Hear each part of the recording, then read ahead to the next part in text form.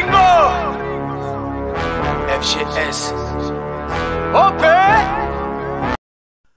Yo mes humains, c'est OP, j'espère que vous allez bien, bienvenue sur ma chaîne YouTube, content de vous retrouver pour cette petite vidéo actualité Mercato Paris Saint-Germain. Mais avant toute chose, on s'abonne à la chaîne si ce n'est toujours pas fait, la petite clochette à côté, on clique dessus pour les notifications, le référencement et on est carré. Les amis, on va parler de Renato Sanchez, Renato qui, on est tous impatients justement de le voir fouler la pelouse du Parc des Princes, les pelouses de Ligue 1, on a envie de le voir en spectacle sur le rectangle vert les amis.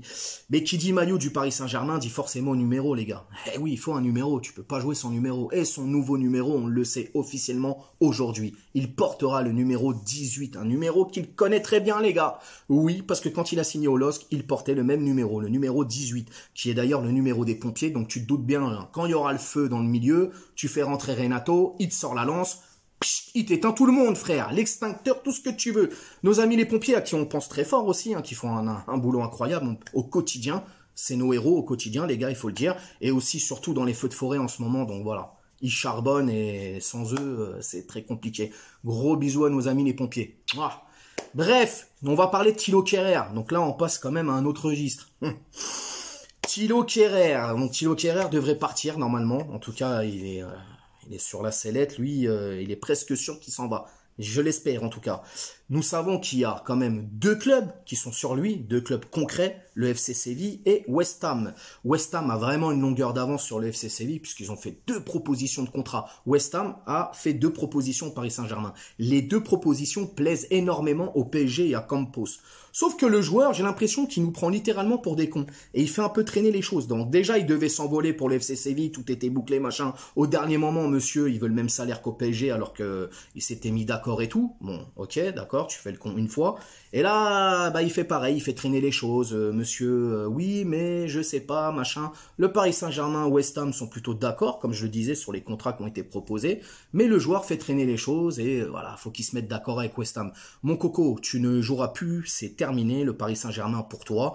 Tu as une Coupe du Monde à aller chercher, je l'ai déjà dit dans des vidéos. Il faut que tu partes, Thilo. Tu n'as plus ta place dans le Paris Saint-Germain.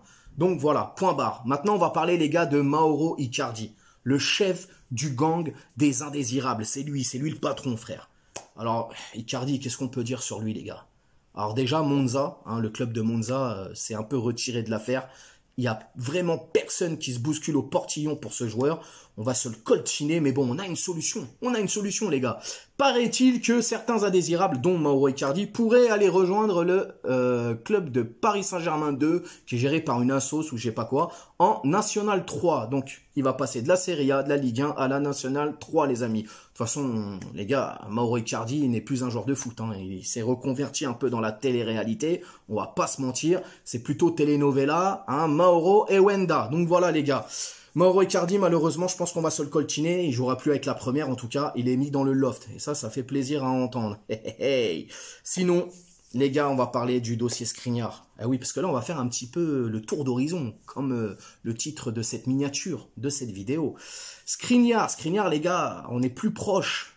Alors, le dossier n'est pas enterré, hein, loin de là, mais on est plus proche d'une prolongation à l'Inter que d'une arrivée au Paris Saint-Germain. Et tu te doutes bien que Campos et le PSG, forcément, il y a eu le plan A qui a un peu qui tâtonne, il y a forcément un plan B. Et le plan B se nomme Mohamed Simakan. Mohamed Simakan, on le connaît très bien, les gars.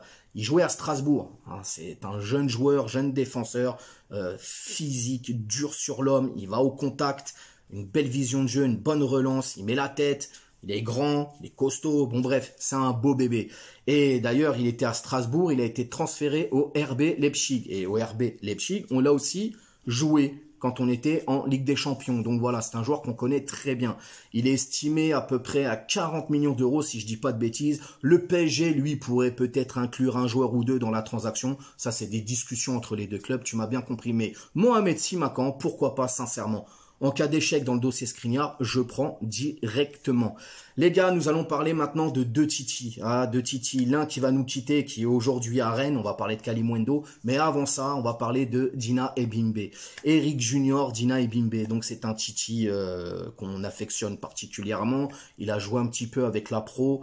Il devrait prendre la direction de Francfort. Hein, Francfort qu'on connaît, d'ailleurs qu'on perdu hier, hein, la Super Coupe d'Europe face au Real Madrid 2-0. Vainqueur de la a l'Europa League, hein, la saison dernière, il faut le dire aussi. Il y a Kevin Trapp, notre ancien gardien, qui joue dedans. Estimé à 10 millions d'euros le transfert. Donc voilà, Dina Ebimbe, en partance pour Francfort, devrait rejoindre la Bundesliga pour la saison prochaine. Et là, le dossier qui me peine un petit peu, les gars, parce qu'il faut le dire, c'est Arnaud Kalimuendo. Jeune Titi, pareil, attaquant, très très doué, qui a fait le bonheur de nos amis lensois pendant 2 saisons, qui a été prêté là-bas. Il a fait son boulot. D'ailleurs, il est très apprécié du côté de Lens. Et Kalimuendo, on le sait, il y avait Leeds qui tenait la corde, qui était chaud pour le récupérer. Et finalement, il va rester en Ligue 1. Donc, c'est quand même plutôt une bonne nouvelle quand on a un joueur comme ça, de ce calibre, un jeune prometteur, surtout et un attaquant, va rester en Ligue 1 du côté du Stade Rennais, les gars. Le transfert est estimé à 25 millions d'euros, bonus compris. Donc voilà, il était aujourd'hui, il a été aperçu en tout cas à la gare de Rennes, va passer sa visite médicale, etc. et tout, et il va signer son contrat. Qu'est-ce que je peux dire sur Kalimuendo, les gars? Est-ce qu'il fallait le garder? Oui, je pense. Maintenant, est-ce qu'il fallait le sacrifier? Il nous faut de l'argent. Donc forcément, les gars, dans ce cas de figure, alors les gens veulent croire ou pas croire, malheureusement, c'est la vérité. Cette saison, le budget mercato, putain, tu vois, c'est des sujets qui me prennent à cœur. Le budget mercato, les gars, est très très restreint. C'est 80 millions d'euros, les mecs. Donc c'est un peu compliqué quand même. Là, je crois, en tout, on a déjà dépensé, si je dis pas de bêtises, 74 millions. Hein, parce qu'on a eu des rentrées d'argent avec la vente de Bulka et de Areola. 74 millions, il te reste 6 millions d'euros, tu veux faire comment avec 6 millions d'euros? Tu ne peux boucler aucun dossier. Et c'est pour ça qu'on a fait énormément de prêts quand même, il faut le savoir. Donc là, Kalimuendo, 25 millions d'euros, je ne pense pas que ça se refuse, surtout dans la situation du Paris Saint-Germain à l'heure actuelle. Malheureusement, il faudra faire des sacrifices. Alors, t'en as qui vont me dire, ouais, mais on aurait pu vendre Sarabia et tout. Peut-être que Galtier, alors Galtier, il aime beaucoup le profil de Kalimuendo. Il aurait aimé le garder, c'est clair. Mais voilà, il faut faire des sacrifices, les gars. Et Kalimuendo, il est jeune, il a une belle valeur marchande. 25 millions d'euros pour Rennes, quand même, c'est pas mal. Ça va rentrer dans les caisses. Et je pense qu'avec cet argent, on va finaliser le dossier Fabian Ruiz. Donc, il va venir au milieu de terrain et aussi faire la rotation avec Messi pour le poste de numéro 10.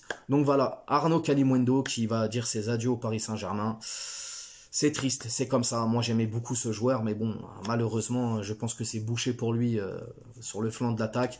Qui dit aussi départ de Kalimuendo, dit forcément qu'il y aura une arrivée en attaque. Qui, je ne sais pas, mais on verra bien.